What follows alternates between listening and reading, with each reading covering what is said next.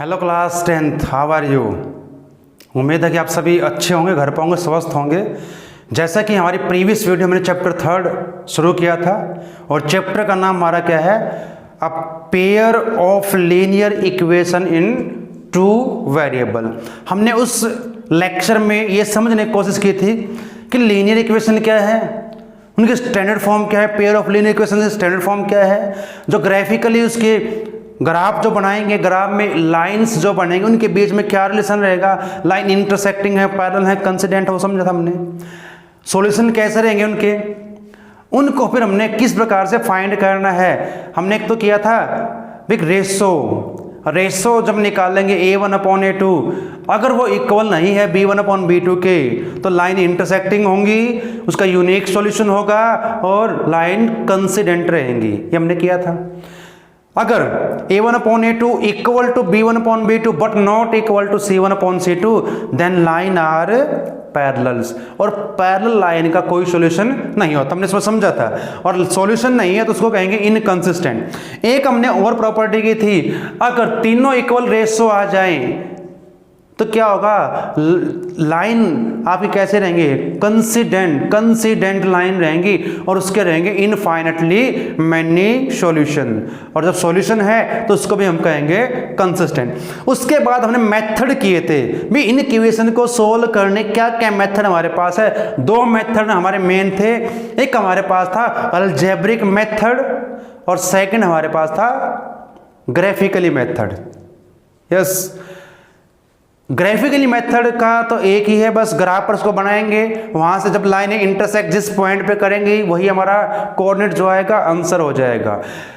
और जब बात की थी अलजेब्रिक मेथड में हमने तीन पार्ट्स की बात की, तीन मेथड्स की बात की थी। क्या मेथड थे वो?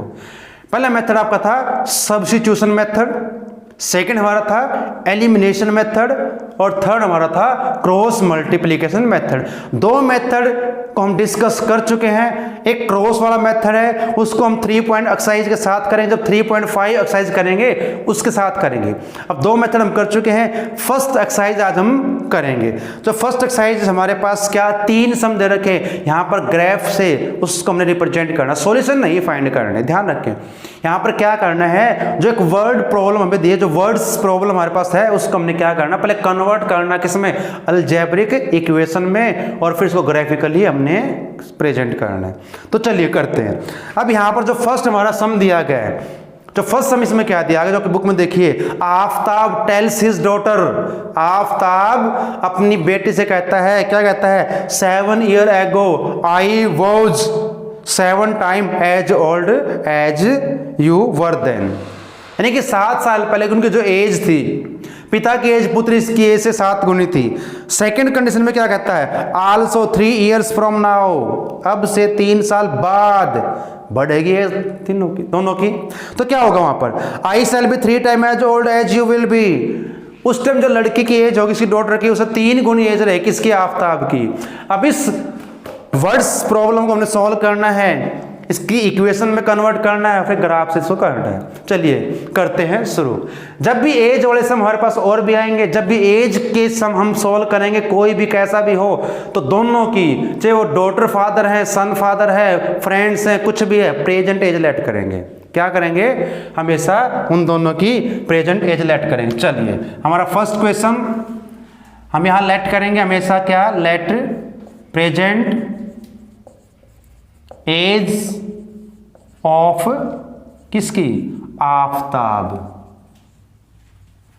और एज को जो यूनिट उसकी रहेगी ईयर्स होगी, ईयर्स में लेंगे तो उसको मैंने लिया x ईयर्स। हमने मान लिया कि आफ्ताब की जो एज वर्तमान जो प्रेजेंट एज है वो x। डॉटर की भी लेट कर लेते हैं, let present age of his daughter, उसकी डॉटर की एज को y से। अब क्योंकि हमारा चैप्टर ये है लीनियर इक्वेशन इन 2 वेरिएबल, तो यहाँ पर 2 वेरिएबल में इसको हमेशा लेके चलेंगे। हर सम में जब इस एक्सरसाइज को, हम किसी भी एक्सरसाइज को सॉल्व करें तो वही हमारे पास रहेगा, यहाँ पर हम लेंगे y ईयर। ये यूनिट जरूर लिखें, एज है तो ईयर्स में होगी, टाइम है, स्पीड है, तो जो भी उसकी यूनिट आपको दी वो लिखें। अब जो फर्स्ट कंडीशन ने कहा क्या दिया गया है, आफताब कहता है 7 साल पहले की बात कर रहा है, तो 7 साल पहले इनकी एज क्या थी, ज्यादा थी, कम थी, घटेगी बढ़े, क्या होगा, एगो आपको जहां भी वर्ड मिले तो क्या करना, माइनस करना। अगर मान लेता आज मेरी एज 35 है तो 5 साल पहले क्या होगी 30, माइनस करना है। जब एगो, सिंपल सी बात, जब एगो आपको दिया हो तो माइनस कर दीजिए। तो यहां पर किसके निकालने हम निकाल लेंगे 7 ईयर एगो दोनों की as, 7 years ago Aftab as. तो आफताब की एज क्या होगी, जो प्रेजेंट एज है, जो वर्तमान है, उसमें से माइनस करेंगे इसको 7 को, 7 साल पहले की बात हो रही है। ऐसे ही निकालोगे डॉटर की, 7 ईयर्स एगो डॉटर एज, तो वो भी क्या हो जाएगी, प्रेजेंट एज y हमने लेट की है तो y माइनस 7 ये इसकी हो जाएगी। अब एक उसने क्या कहा है कि 7 साल पहले जो उसकी डॉटर की एज थी, आफताब की एज उससे कितनी थी, 7 टाइम थी। अब इक्वेशन की जब हमने बात की थी, जब दो वैल्यूज को आपने इक्वल कर दिया तो वो इक्वेशन को रिप्रेजेंट करेंगे। बाप बेटे की एज इक्वल नहीं हो सकती, लेकिन हमने इक्वेशन में कन्वर्ट करना है तो क्या करेंगे, डॉटर की एज कम है, यहां पर ये ध्यान रखें, टाइम्स जब भी आपको आए दिया जाए तो मल्टीप्लाई करना है। ट्वाइस है तो 2 से मल्टीप्लाई करना, ट्वाइस मीन 2 गुना, थ्राइस मीन 3 गुना, 4 टाइम 5 टाइम मल्टीप्लाई करना है। तो डॉटर की एज मान लेते हैं, अगर डॉटर की एज मैंने 10 साल मान ली तो पिता की एज 7 गुनी 70 हो जाएगी। अब दोनों इक्वल तो है नहीं, हो नहीं सकते इक्वल, तो इक्वल करना है तभी इक्वेशन बनेगी, तभी जो सोल्व कर पाएंगे। तो क्या करना है, अब ये ध्यान रखें, जिसकी कम है उसको मल्टीप्लाई करना है, अगर इसको कर दिया तो गलत हो जाएगा। तो अब यहां पर क्या करेंगे, यहां पर लिखोगे अकॉर्डिंग टू क्वेश्चन। अब हमने क्या करना है, दो जो हमारे पास वैल्यू है x माइनस 7 और y माइनस, इनको इक्वल करना है और इक्वेशन बन जाएगी। तो हमने किसकी एज को मल्टीप्लाई करना, 7 से, 7 टाइम का है, डॉटर की एज को ध्यान रखें, और डॉटर की एज ये है, इसको 7 से किया। अब उसके बाद क्या करना है, इसको सिंप्लीफाई करना है, x minus 7 is equal to 7y minus के 49। वेरिएबल्स टर्म को एक साइड कर लें तो x minus 7y is equal to minus 49 plus 7, तो माइनस के 47 बच जाएंगे। स्टैंडर्ड फॉर्म में करें तो क्या हो जाएगा, x minus 7y plus 42 is equal to 0। तो ये हमारी फर्स्ट इक्वेशन यहां से बन चुकी है। अब उसने कुछ और भी दिया, फ्रॉम नाउ उसने कहा है, देखिए पढ़िए, आल्सो 3 ईयर्स फ्रॉम नाउ, 3 साल बाद क्या होगा, बढ़ जाएगी। 3 साल बाद उनकी एज क्या होगी, after 3 years, after 3 years Aftab age क्या हो जाएगी, आफताब की एज क्या होगी, 3 साल बाद बढ़ जाएगी। प्रेजेंट एज उसकी क्या है, x, तो ये हो जाएगी x प्लस 3। इसी प्रकार से डॉटर की आफ्टर 3 ईयर्स डॉटर एज, उसकी बेटी की एज भी हम फाइंड करेंगे इसी प्रकार से। प्रेजेंट एज में ही प्लस माइनस करना है, ध्यान रखें, तो y प्लस 3 ईयर्स। अब फिर वही करना है, यहां पर क्या कंडीशन दी है, देखिए पढ़िए, बुक में आपने लिखा है 3 time age old as you will be, यानी कि डॉटर की जो एज उस टाइम होगी आफताब की, उसे 3 गुनी होगी। फिर कन्वर्ट करना है इक्वेशन में, इक्वल करना पड़ेगा, इक्वल तो है नहीं, डॉटर और फादर की एज इक्वल नहीं हो सकती, लेकिन करना है क्योंकि इक्वेशन बनानी हमने। तो एक हमारे पास है, यहां लिख लेते हैं x प्लस 3 और एक हमारे पास है y प्लस 3। इक्वल करना है किसको, 3 से मल्टीप्लाई करेंगे डॉटर की एज को, तो यह आपको हो जाएगा x plus 3 equal to 3y plus 9। एक साइड करोगे सिंप्लीफाई कीजिए, 9 इधर आ जाएगा तो क्या हो जाएगा, माइनस पहले 9 माइनस का होगा, 3 में से माइनस कीजिए, क्या आ जाएगा, तो ये हमारी हो जाएगी सेकंड। तो हमारा हाफ क्वेश्चन सॉल्व हो चुका। उसने कहा कि पहले इसको अलजेब्रिक इक्वेशन में चेंज कीजिए, कन्वर्ट कीजिए। अलजेब्रिक इक्वेशन बन चुकी हैं, अब इसको ग्राफ पर करना है। आपने 9th क्लास में चैप्टर 4th किया है, लीनियर इक्वेशन इन 2 वेरिएबल, वही करना है। यहां से किसी वेरिएबल की वैल्यू निकाल लेंगे, एक्सप्रेस कर लेंगे, एक्स की, वाई की, जिसकी भी चाहो कर सकते हो, लेकिन यहां से एक्स की मुझे ईजी लगती है, यहां से मुझे एक्स की ईजी लगती है, तो दोनों में से मैं एक्स को करूंगा express from equation first and second, value of किसकी वैल्यू आएगी, वैल्यू ऑफ वाई या एक्स, एक्स की निकाल लेते हैं। अब यहां से एक्स की क्या आएगी, बाकी दो टर्म उधर जाएंगी, -7y प्लस हो जाएगा, प्लस का 42 तो माइनस का हो जाएगा, तो ये हमारे पास आएगी x is equal to 7y minus 42 हो जाएगा। इसी प्रकार यहां से करेंगे तो x is equal to 3y plus 6। उसके बाद आपको भली भांति पता कैसे करना है। एक हम टेबल बनाते हैं x और y की, y की वैल्यू अपने पास से एज्यूम करें, कुछ भी रखिए, x की निकल जाएगी। एक टेबल यहां बनाएंगे और फिर दो आपके पास वैल्यू आपकी हों सफिशिएंट है ग्राफ बनाने के लिए। 3 निकालो तो कोई प्रॉब्लम नहीं है, लेकिन 2 से हमारा काम चल जाएगा। तो 2 वैल्यू हमने फाइंड करनी है। अब जब भी वैल्यू यहां पुट करें तो ऐसा कुछ करें कि दोनों की वैल्यू लगभग बराबर सी रहे, थोड़ा बहुत डिफरेंस हो सकता है, ज़्यादा ना हो। अगर मैं यहाँ 7 पुट करता हूं तो 7 7 जा 49, 49 में से 42 माइनस करो, क्या आएगा, क्या आएगा, 49 में से 42 7 आएगा ना, और ये हमने 7 पुट किया था, ध्यान रखें जब लिखे यहाँ पर। फिर मैंने 6 पुट किया, 7 6 जा 42, और 42 माइनस 42 क्या हो जाएगा, 0, तो x की वैल्यू 0 हो जाएगी, और y की हमने पुट की है 6। फिर यहां पर आते हैं, अब यहां भी मैंने x की निकालनी है, मैंने y को 1 पुट किया, तो 3 1 जा 3 प्लस 9, 6 ऐड करने के बाद हो जाएगा।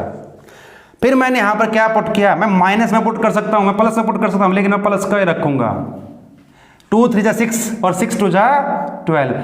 अब ग्राफ आपने 8th 7th क्लास में किए हैं, कैसे ग्राफ बनाते हैं, 2 लाइन लेंगे परपेंडिकुलर, जिनको बोलते हैं एक्सिस। क्या बोलते हैं, एक्सिस। ग्राफ बनाने के लिए जो हॉरिजेंटल लाइन है वो आपका एक्स एक्सिस, और जो वर्टिकल लाइन है वो हमारा वाई एक्सिस। ये हमारा एक्स और ये हमारे पास वाई रहेगा।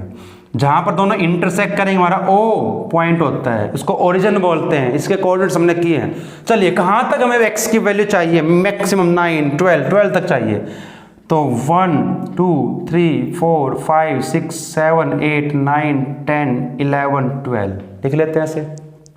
आप चाहो तो 2 का गैप भी ले सकते हैं, मर्जी आपकी है।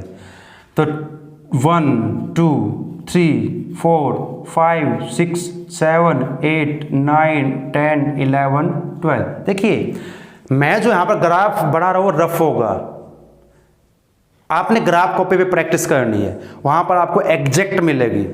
अब यहाँ पर हमें x की वैल्यू तो 7 तक चाहिए, y की 1 2 3 4 5 6 7 1 2 3 4 5 6। नेगेटिव वैल्यू हमने कोई पुट नहीं किया तो उसकी हमें जरूरत नहीं। पहले हमने क्या करना है, इस टेबल में जो आपके कोऑर्डिनेट्स हैं उनको आपने करना है, मिक्स नहीं करना है। पहले ये लेंगे x की वैल्यू 7 y की 7, x की वैल्यू 7 कहाँ, देखिए x ये है x, तो ये 7 y की 7। अब ये लगभग ग्राफ कॉपी पर आपको लाइनें मिलती इस प्रकार से मिलेंगी, तो आपने यहाँ पर लगाना। इसकी जरूरत नहीं क्योंकि आप 9th क्लास 10th क्लास जो भी हो कर चुके हैं, हम इसमें 8th क्लास में भी कर चुके हैं, ठीक है। तो अब इस पॉइंट का नाम जरूर लिखें, क्या है ये पॉइंट, हमने क्या लिखा है इसका, इसके कोऑर्डिनेट्स जरूर लिखें। फिर हमने पहले ही कोऑर्डिनेट्स पर एक ऑलरेडी वीडियो बना चुके हैं कोऑर्डिनेट ज्योमेट्री पर। अब 0 7 ये y पर लाई करेगा, यहाँ पर ये पॉइंट जो आपका रहेगा, तो ये रहेगा आपका 0 y। अब इसको अपने स्केल के साथ इस प्रकार से मिला देंगे। तो ये लाइन किसकी होगी वो लिख दें, ये लाइन किसके लिए थी, x minus 7 plus 42 equal to 0। तो हमारा ग्राफ हो जाएगा कंप्लीट। फिर बात करते हैं सेकंड की, 9 और 1, x की वैल्यू 9 थे, यहाँ पर चेक करें 9 ये रहा, 1 ये रहा, तो लगभग यहाँ पर आएगी। तो यहाँ पर क्या लिखोगे 9 1। समझ में आ रहा होगा? कोई प्रॉब्लम हो तो पूछ सकते हैं कमेंट्स करके। 12 और 2, 12 कहाँ पर है लास्ट, और 2 आपका ये रहा, तो ये कहाँ पर आएगा यहाँ पर। ये क्या है 12 और 2। अब इन दोनों पॉइंट्स को भी आपने क्या करना है, स्केल के साथ इस प्रकार से ज्वाइन करना है, प्रोड्यूस करना है। मैंने हाथ से किया इसलिए लाइन सीधी नहीं हो सकती, तो आपने स्केल से करेंगे। यहाँ पर लिखे किसकी है, ये इसके लिए थी, ये थी हमारी equation x minus 3y minus 6 is equal to 0, जो हमारे यहाँ पर लिखी गई थी। इस प्रकार से हमारा ग्राफ कंप्लीट हो जाएगा। सॉल्यूशन हमें यहाँ पर नहीं फाइंड करने, सिर्फ ये कहा गया कि इसको ग्राफ पर कीजिए। तो जब भी एज का कोई भी सम आपकी 3.3 में भी होगा सम, एक 3.4 में 5 में भी सम मिलेगा आपको एज का। तो जब भी हमने एज के सम सॉल्व करने तो इसी प्रकार से सॉल्व करना। चलिए अब चलते हैं अपने नेक्स्ट क्वेश्चन की ओर। बिल्कुल एजी सा है, दोनों क्वेश्चन बिल्कुल आसान से हैं, बिल्कुल आसान।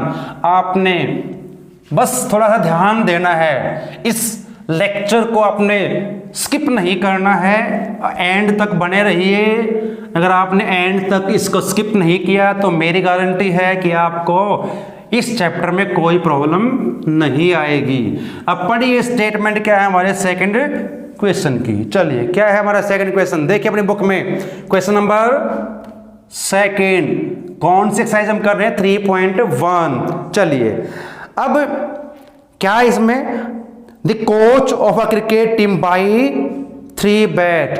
एक क्रिकेट टीम के कोच ने 3 बैट परचेज किए, खरीदे हैं। कैसे, 3 बैट और 6 बॉल कितने रुपए में, 3300 रुपीज में उसने परचेज किए हैं। Later she buys another bat, 1 bat and 3 more ball of the same kind. उसी टाइप की, उसी कंपनी की, उसी प्रकार की बॉल परचेज की है, बैट परचेज किए हैं। कितने रुपए में, 1300 रुपीज में। तो क्या कहा उसने, represent this situation graphically and algebraically. तो करते हैं।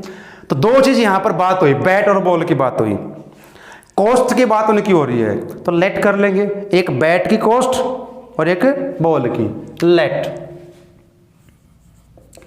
Cost of 1 bat. जब भी लेट करेंगे 1 की ही करेंगे, जब भी लेट करेंगे किसकी करेंगे, 1 की।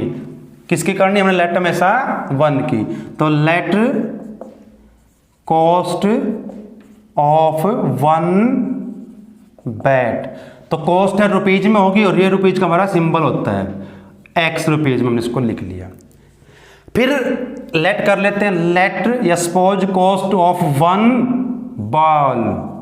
एक बॉल की हम लेट कर लेते हैं क्या, y रुपीज। अब स्टेटमेंट के अकॉर्डिंग उसने क्या कहा गया है, अकॉर्डिंग टू क्वेश्चन जो स्टेटमेंट दी गई है, फर्स्ट डे उसने क्या किया था, 3 बैट्स और 6 बॉल परचेज की हैं।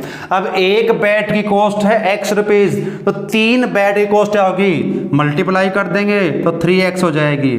6 बैट परचेज किए हैं, एक बैट y रुपीज का अगर है तो 6y हो जाएगा। और टोटल जो उसने पेमेंट की है, जो बिल उसका बना वो क्या बना, 3900। ये फर्स्ट इक्वेशन। अनदर डे उसने क्या कि एक बैट और 3 बॉल खरीदी हैं। एक बैट की कॉस्ट हमने ली है x और 3 बॉल तो 3y। और ये उसकी जो कुल टोटल पेमेंट हुई यहाँ पर 1300 की हुई है। ये तो हमारा काम हो चुका है, हमने इसको अलजेब्रिक इक्वेशन में कन्वर्ट कर दी है।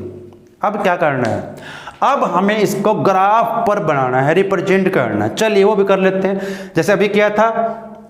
अब मुझे एक चीज यहां पर दिखाई दे रही है, अगर मैं इस पूरी इक्वेशन को 3 से डिवाइड कर देता हूं तो क्या हो जाएगा, सिंपलीफाई हो जाएगी। चलिए इसको 3 से डिवाइड करके यहां पर लिख लेते हैं, ये हो जाएगा x, ये 2y, और यहां पर जब 3 से किया तो ये भी ये हो जाएगा। इनको मान लेते हैं, इसको सेकंड, ये इसको फर्स्ट ले लेते हैं यहां पर सिंपलीफाई करके।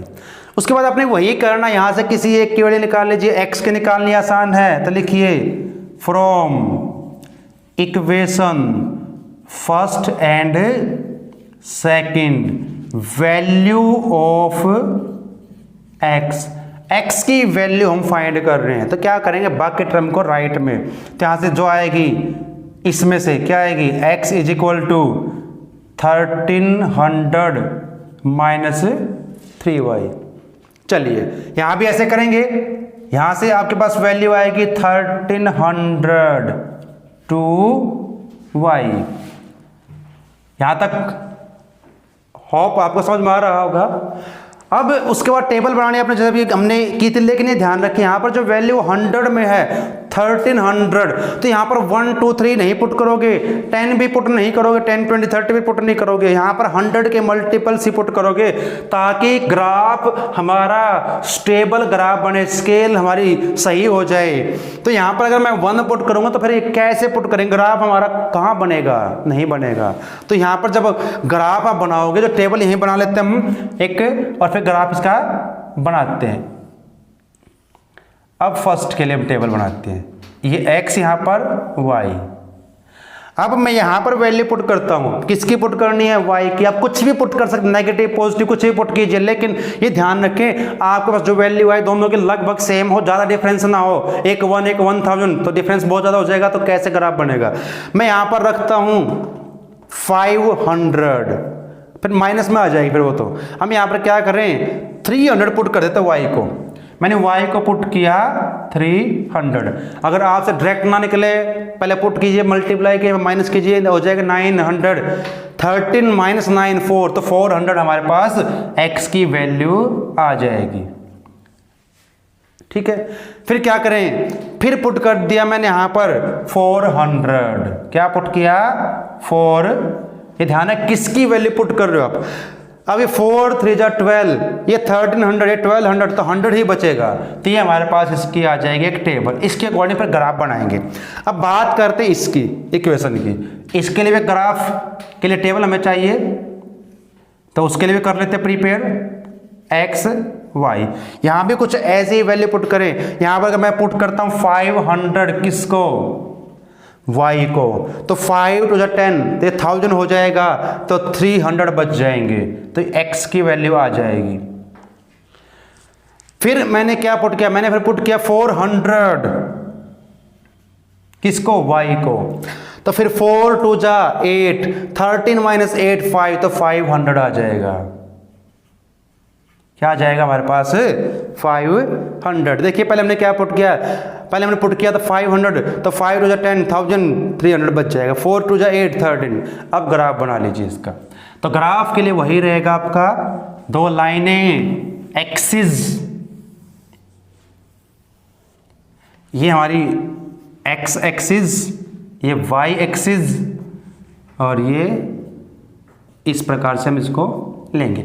अब पहले आप देखिए जो टेबल बढ़ाई आपने कहाँ तक कौन सी वैल्यू चाहिए, x की यहाँ 400 100 305, तो 500 तक। अब यहाँ पर 1 2 नहीं लेंगे, यहाँ पर 100 की लेंगे, जो स्केल हम चूज करेंगे 100 200 3 4 और 5, तो ये हो जाएगा।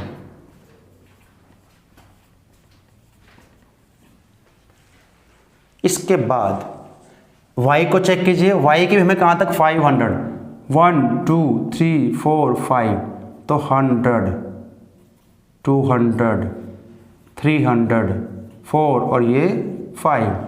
चलिए ग्राफ बना लेते हैं। पहले एक को कंप्लीट आपने करना है, ध्यान रखें दोनों को मिक्स पॉइंट कर दिया तो गड़बड़ हो जाएगी। तो पहले 400 और 3 को देखिए, ये 400 और ये 300, तो आपका यहाँ पर आएगा 400 एंड 300।